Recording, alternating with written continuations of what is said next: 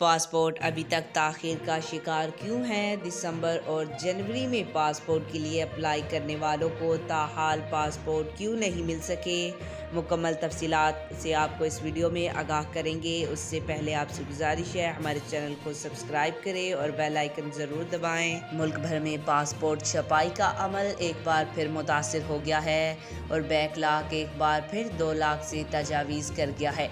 Passport की छपाई का अमल एक बार फिर सुस्त रवि का शिकार है, जिसकी वजह से मुल्क भर में पासपोर्ट हासिल करने के मुंतज़िर अफराद की परेशानियों में एक बार फिर इजाफा हो गया है। दिसंबर और जनवरी में पासपोर्ट के लिए अप्लाई करने वालों को ताहाल पासपोर्ट नहीं मिल सके।